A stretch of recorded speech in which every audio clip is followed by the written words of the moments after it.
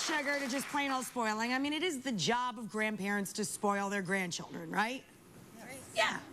But what happens when the grandparent takes it to the extreme? Mom and Grandma, Molly and Tanya, are here, and also joining us, parenting expert AMY McCREADY. Please welcome them all. Grandparent that I know loves to spoil their grandkids. How important is it to keep it under control and to nip it in the bud if you've got it out of control? Well, it's really important, particularly in this situation where grandma is one of the primary child care providers. Right. So they really do have to get on the same page because we don't want tension to build. We don't want there to be resentment. We want to keep the relationship as great as it is right now. And you don't want to confuse the child, right? Absolutely. And that's the other thing. For little Sydney, she's kind of stuck in the middle between two sets of rules and two discipline styles. And right now she's only one, but pretty quickly she's going to learn how to pit mom against grandma to get what she wants. That's not good for anybody. The other thing is just this whole sense of entitlement. You know, I hear from parents all the time that they're so concerned about kids these days just feel entitled, and we don't want that for Sydney. You know, that doesn't start when a child is 16. That starts right now. Right.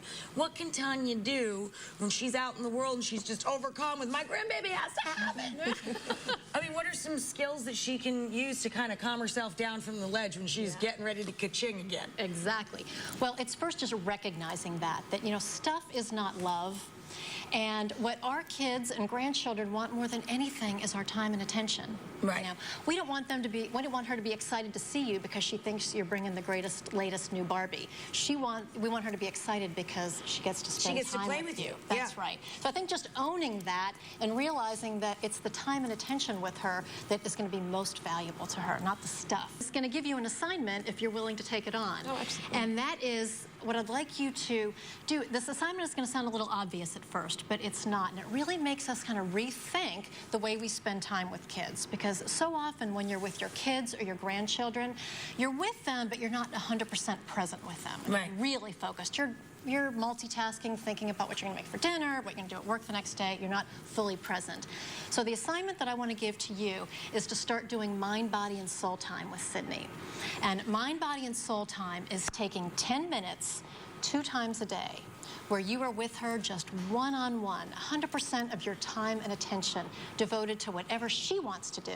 So she's only 1. It may be just rolling the ball around or playing a little game, but as she gets a little bit older, she may want to do mind, body, and soul time playing Legos or tea party or baking something. Whatever it is, it's kind of being 100% focused, ignoring the phone. Tuning into each other. Getting into her world and doing what she loves to do. That really enhances that emotional connection and gets the focus away from the stuff. Is there any sort of guideline when it comes to gifts? A number of gifts that's appropriate, or a way to reward a child in an appropriate way? Well, we do have some guidelines for gifts. First, when to give them and how many. First, on the when. We really recommend that we only give gifts or toys, new stuff, at birthdays, holidays, and maybe change of season. So when summer comes, maybe a new pool toy, or winter, a new sled. But that's it. I know she's rolling her eyes. I know, she's like, and the reason for that... Groundhog Day toys? We want to take the focus away from the stuff. And other than those times, we want kids to play with what they have. But now that's a lot. She said birthdays, major holidays, and change of season. How many? Oh. Now she might gasp. Oh, jeez. But with how many? 3 is a good rule of thumb. But you kind of have to, depending on your family, if you have a big family and everybody's showering the child with gifts, you may want to back off on that a little bit. But when you have so many gifts, they don't even appreciate them. One Barbie looks like the next. They can't even figure it out, right. So, you know, maybe that should be the average. Because, you know, if you're just looking at the summer gift, 1 pair of water wings is enough there. You don't really need 3 summer gifts, right? That's right.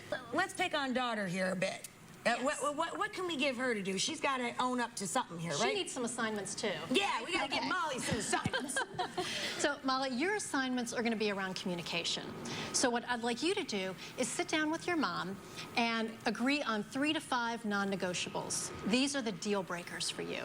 So they might be Sydney naps from 1 to 3, or no sweets unless it's the weekend, or maybe it's around the gifts. But these are the things that you are just firm on, and it's great because it'll give you, Tanya, a lot of flexibility, but make sure that your most important rules are respected. So that's the first thing. The second piece is I'd like for you guys to get together on a weekly basis and do a weekly review.